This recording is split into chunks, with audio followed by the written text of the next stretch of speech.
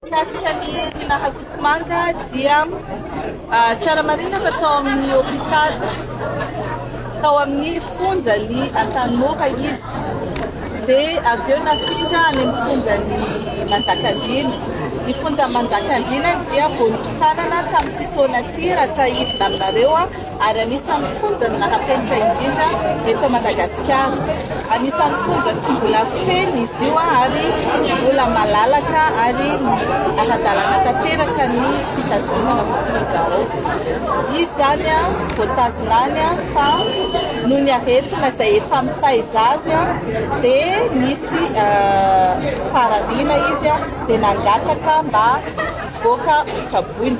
Izahay moa dia mitsinjo hatrany ny fahasalamana sy ny maha-olona ny voafonja dia mamela malalaka ny voafonja sy ny fianakaviany hanome anjara fitsaboina zany dia navoaka izy hitsabo-tena tao amin'ny hôpitaly Befelantanana.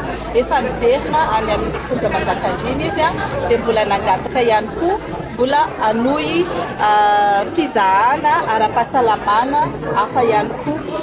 Izany hoe mbola mahazo ihany koa izy satria araka ny teneniko izahay tsy misakana mihitsy ny fitsaboan-tena ny olona voafonja satria zony izany ary na dia voafonja ary izy dia manan-jo hotsaboina indrindra raha mila spesialista. Raha ohatra ka vitany ao amin'ny fonja dia ao amin'ny fonja ihany, ka rehefa tsy vitany ao amin'ny fonja dia mijery spesialista izy dia izay. Ary misaotra ny fianakaviany izay tsy niandry ela koa fa tamin'ny fotoana izay nangatahany zareo dia nanome an'izany alalana izany avy hatrany izahay.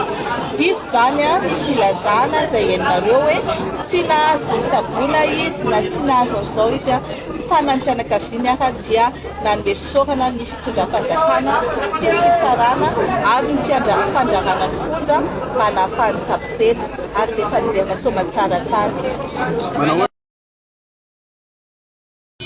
Nef Raoldina dia voaroroy amina ferana fangalarana tany marobe izay misy torian'olona anazy ary misy amin'ireo olona izay milaza fanangalarana tany dia misy fikasitanana ihany koa ka izany no anisany fitoriana eny anivy fitsarana. Mbola voatazona aby zany izy amin'izao mbola atao ankety. Raha tsy diso maromaro ny olona mpitory anazy dia ohatran'ny mbola maromaro koa zany ny enquête izay atao aminy. Momba ny fialan-tom-pirenena io zao dia misy ny etaeta ato hoe ao anatin'io fialan-tom-pirenena io dia hiara hitako miaraka amin'izay nizaida zany ny epera mikasika ny fandravana ny androm-panjakana rehetra tsy eny an-dalambe no anaovana azy fa amin'ilay fialan-tom-pirenena ka raha lany rehetra moa zay dia arafa-soa arafa-tsara. Zava-dehibe matsy dia pitakiana efa etaita voaka teny amin'ny kiady io satria raha tsy ravana ny androm-panjakana rehetra dia tsy tomombana tanteraka ny tolom-bahoaka nisy teny amin'ny kianja. Varavana raha ny androm-panjakana rehetra janona ny andi-panjakana fanatanteraka. Zany hoe mbola eo ihany zany ny fanavotana miaraka amin'izy efatra amin'ny rahalahy, mbola eo ihany ny gouvernement ary mbola eo ihany koa ny commune sy ny mairie. Sisan'izay zany dia horavana tanteraka dia hanangana rafitra vaovao hamolavola le tena anaovana le